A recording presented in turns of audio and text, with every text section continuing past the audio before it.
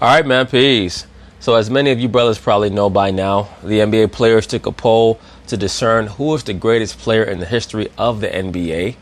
And by a 73% vote, Michael Jordan won that poll, which did not really shock me. It surprised me a bit because I would have thought that, yes, he would have won, but it would have been relatively close between himself and LeBron, especially since it's been almost 20 years since Michael Jordan left the league the last time, even with just the Wizards.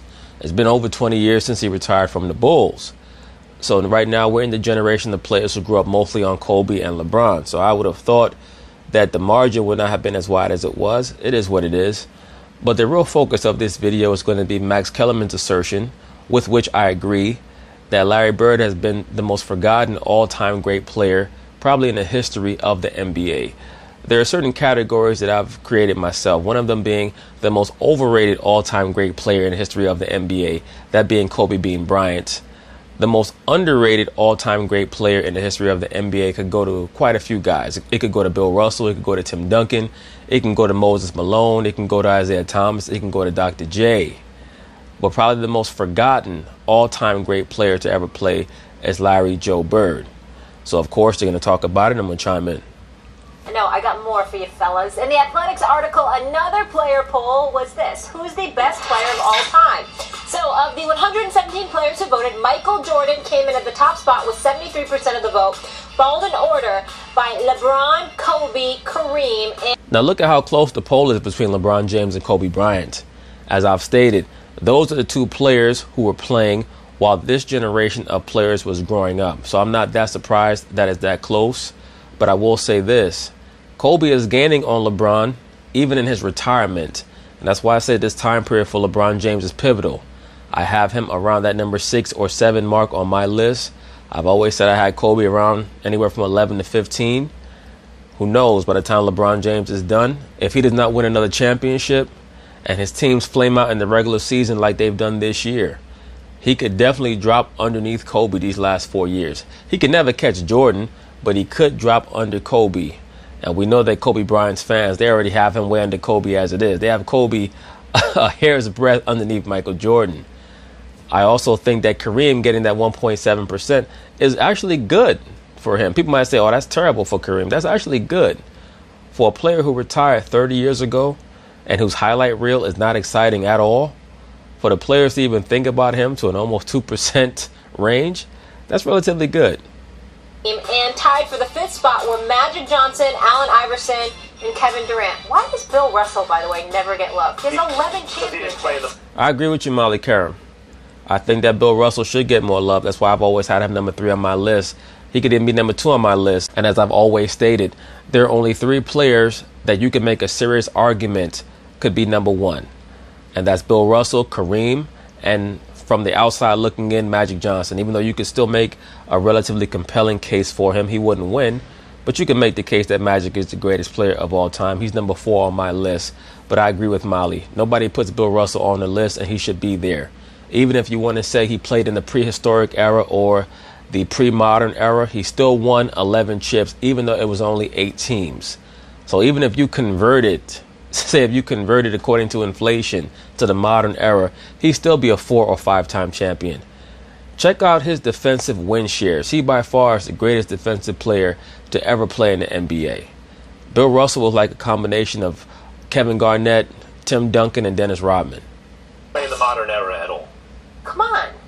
It's ridiculous. Yeah, right. It's biased. Max, what's your biggest problem with the results? Well, you mentioned Bill Russell. It's good that you did. Wilt at least people see in those grainy color, footage of like when he was the Lakers won championships, at least in the early 70s. Wilt Chamberlain is the greatest natural athlete of the last 100 plus years, at least to be in professional sports. So you feel like he's more of a modern player. From what you just saw on that list, the way that's listed, the fact that Kareem is so low. Kareem and LeBron. Not really surprised by that. Once again, I actually think the fact that Kareem got 1.7% is pretty good. LeBron, it's not clear who's going to go down as number 2 behind Jordan. I think it's hilarious, by the way, that still Stephen A. Jordan gets over 70%. This idiot still says that he's not quite sure who's going to go down as number 2 behind Jordan. LeBron is not going to go down as number 2, you moron. LeBron's not even going to end top 5. He might not end top 10 if he's not careful. Of the vote, even with all these young players' recency biases. But I'll tell you what, Where's Larry Bird in all this? He doesn't even make the list. Great question, sir. I have Larry Bird number 5 on my list. People forget, and I've stated this in other videos, at one point for about a 3-year stretch, Larry Bird was considered the best player in the NBA. And there were other years where he finished second in the MVP voting. He won MVP 3 consecutive years, 84, 85, 86. And he finished second in voting, I believe, in 87 and 88. And I think he also finished second in voting for the MVP, maybe like 81 or 82, one of those years.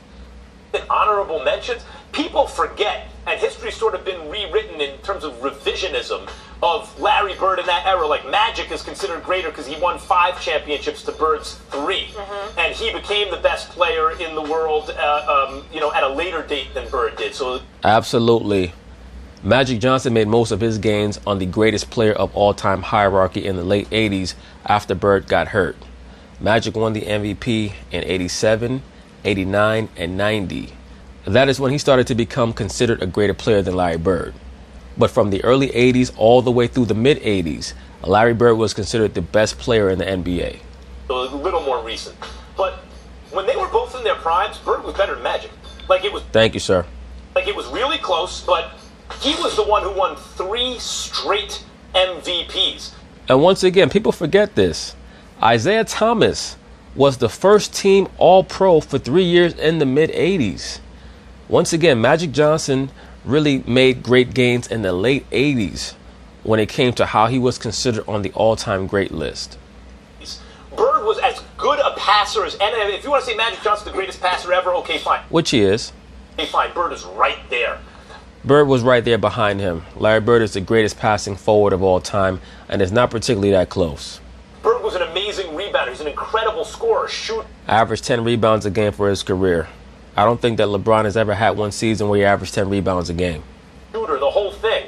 And when he joined the Celtics, people get upset when I say that Larry Bird is a greater small forward than LeBron James. The difference between Larry Bird and LeBron James is that Larry Bird did not play in the performance-enhancing drug era. He basically accomplished in 8 or 9 seasons what it's taken LeBron James 16 seasons to accomplish. The only thing that LeBron has on Larry is that he's won one more MVP regular season-wise. The advantages that he has on him as an individual player is that obviously he's a far greater natural athlete, and he's a better individual defender, at least over the course of his prime. But offensively, Bird, better long-range shooter, better mid-range shooter, better free throw shooter, better passer, and better rebounder. Celtics, they turned that, they were like a 20-something win team, they went to a 60-something win team. Yep. In Bird's first season, they went from 29 wins to 60 wins. Adding a rookie, Larry Bird. And no Kevin McHale, no Robert Parrish, no Dennis Johnson yet.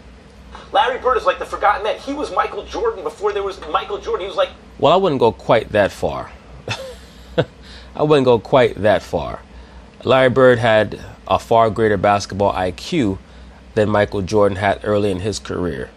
Jordan's basketball IQ had to grow over a process of time. But Larry Bird made up for his lack of overall athletic ability with his extraordinary basketball IQ. That's why he seemed quicker than everyone else on the basketball floor. That's why he was able to bait Isaiah Thomas into throwing the ball away in the 1987 Eastern Conference Finals Game 5. Because he was already thinking 2 or 3 steps ahead. Not only did he make a great steal, he stayed in bounds, and he threw a perfect pass to Dennis Johnson. He was like the alpha of the NBA, and then Jordan showed up and was even better. But people just forget about... Well, Jordan became better in 1990. About Bird. And then the other omissions, Stephen A. Where is... I mean, Will, you go back, and Bill Russell, you go back. Where's Shaq? People forgot about Shaq. Shaq is not the greatest player of all time. Now, if we had a list of the most dominant NBA players of all time, then sure, you could have Shaq on that list. Shaquille O'Neal was completely unstoppable. That's my beef.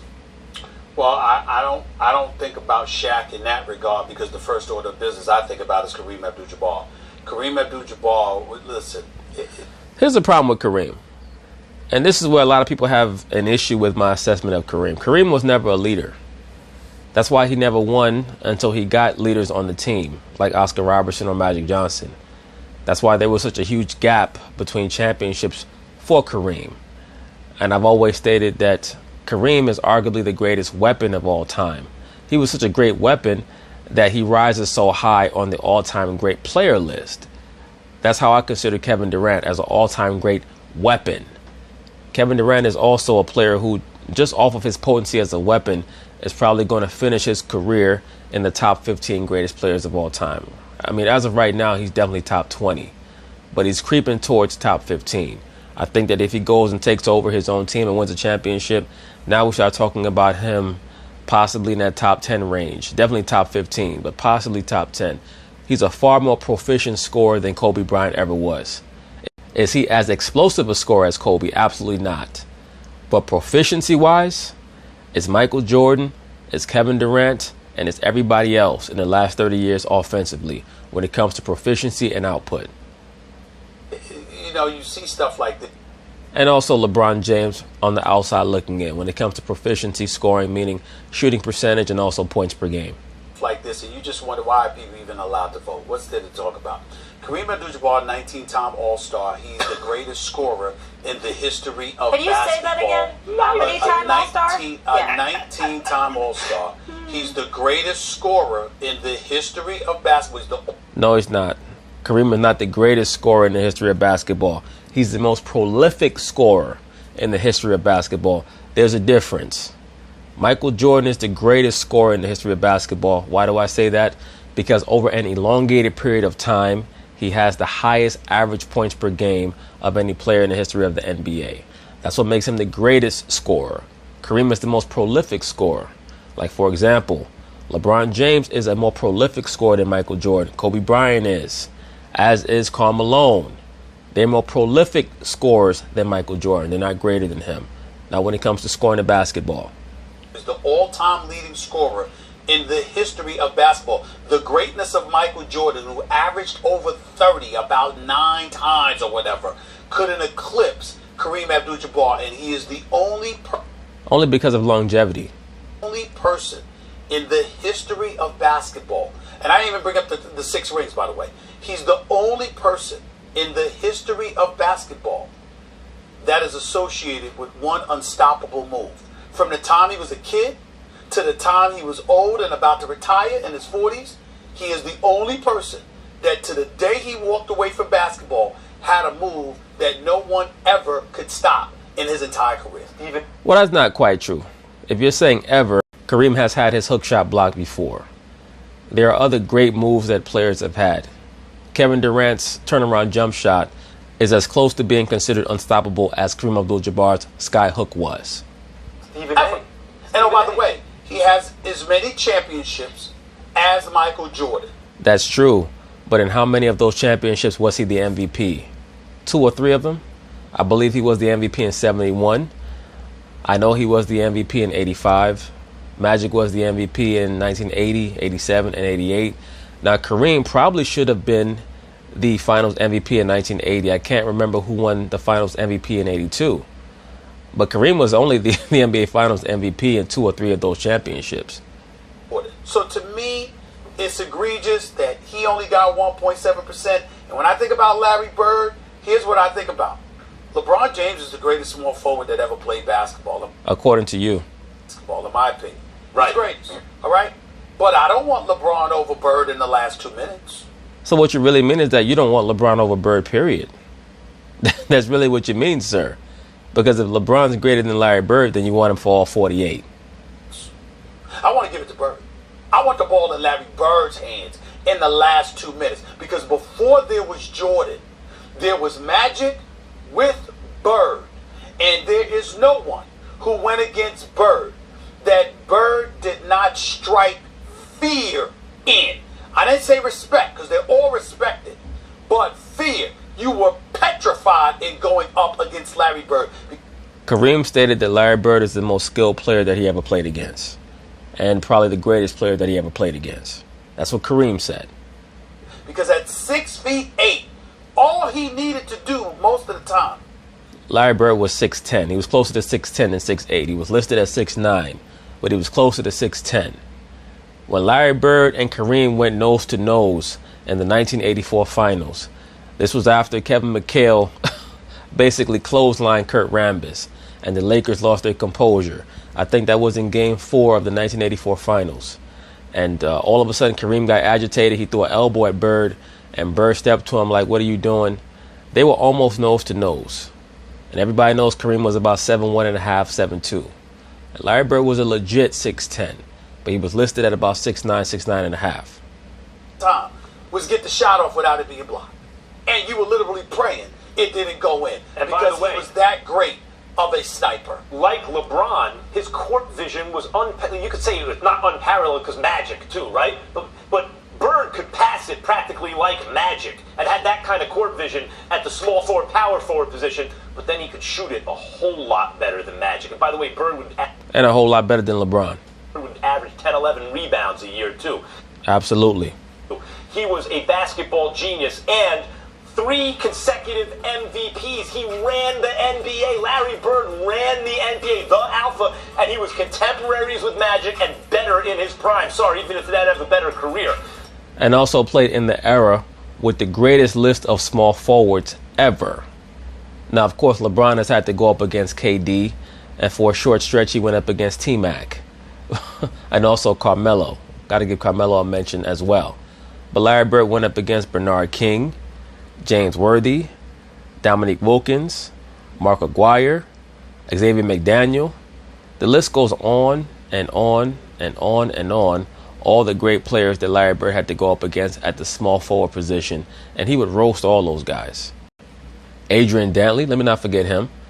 Also, Bird was guarded by Dennis Rodman in the mid to late 80s, and he used to roast him. And Dennis Rodman is widely considered the greatest defensive small forward / power forward in the history of the NBA. That's 1. 2, Kareem. Stephen A., the reason Kareem had the unstoppable move with the skyhook is because when he was in college, they outlawed the dunk. Know why? Because of Kareem Abdul-Jabbar. Oh, let me also say, of course, how could I forget? Larry Bird went up against Dr. J at the small forward position as well. Then Lou Alcindor. When you count in college, the fact that he had 3 championships in college as maybe the greatest college player who ever lived, then turns pro, and you mentioned the all-time scoring leader, 19-time All-Star, 6-time champion. When you take accomplishments over a basketball career, who was better than Kareem? Yeah, over a basketball life. If you're talking about what Kareem did at Powell Memorial in high school, at UCLA in college, and in the pros, yes, he's probably had the greatest career of any basketball player ever. You know, and when all is said and done, I know Michael Jordan's the greatest basketball player who ever lived. The number 2, like, he took that really from Kareem. Guys, also the other thing we had tied for the 5th spot, Kevin Durant. Is he already a top 5 player all time? No. Right now, I'll put KD top 20. Top 25, top 20. Well, he's a top 5 talent. When you look at what transpired and what Kevin Durant is made of, he's damn near 7 feet tall with a handle and a J. He's a sniper extraordinaire. He's a career 27-point per game scorer. He could have played in any era. He's a scoring machine. That's what he brings to the table. So he's definitely a top 5 talent. The problem is that because he didn't want to chip until he got to Golden State, you have people who would be inclined to disregard him because Bird didn't go anywhere. And, Kareem ultimately was moved and went from Milwaukee to LA. And also, Larry Bird came onto a franchise that was struggling and turned them into a champion in his 2nd season. So, I mean, that's the divide there. Certain cats, I remember I did a video on Larry Bird being greater than Kevin Durant. And certain cats got upset. They said, well, Kevin Durant does such and such better than Larry Bird. Absolutely, but Kevin Durant is not an alpha. He's not a leader. Once again, he's a weapon. He and Kareem are battling for being considered, in my view, the greatest weapons in the history of the NBA. Now, even Kareem has a little bit more leadership vibes and alpha vibes than KD. And Kareem was damn near antisocial. And Jordan didn't go anywhere. And Kobe didn't go anywhere. You look at it and you say people are holding against KD that he left OKC to go to Golden State, which might explain why there's all this noise about the likelihood of him leaving to depart for other pastures. Yeah. I would say KD, you're right, is a talent. He's a player really without a weakness. Like what he doesn't. Offensively, sure. I mean, other than his physicality, he pretty much has no weaknesses offensively. He doesn't pass the ball like LeBron or Magic or Bird or even the Greek Freak or someone like that. But he can pass the ball. He can put the ball on the floor. He can score from anywhere on the court. He's not a ball stopper. He can score in the flow of the game, out in transition, whatever. As you said. Once again, the issue with KD, and we're going to find this out when he leaves Golden State, is that when he's put in certain positions where he has to execute and where he has to come through, he's going to turn the ball over. He likes to dribble too much, and being 7 feet, his dribble is so high that a very good defender is going to be able to strip the ball from him. And we saw that over the course of his tenure with the Oklahoma City Thunder. You said he's almost 7 feet tall. He's turned himself into a great defender. He always makes the proper basketball play. The one thing I think he needs, Stephen A., is to be able to, because he always makes the proper play, he's the kind of player that we haven't yet seen impose himself on the game, other than the Warriors, where they have an overwhelming advantage. But like impose himself on the game to the point that he wills a team that's no better than the other team, just as good, to victory, the way a lot of the names that I just mentioned have. All right, you guys ready for one more poll? I got enough. So anyway, that's basically it on that. I pretty much agree with Max Kellerman's assertions about Larry Bird being way too much forgotten in the overall lore of the NBA, but it is what it is. So peace.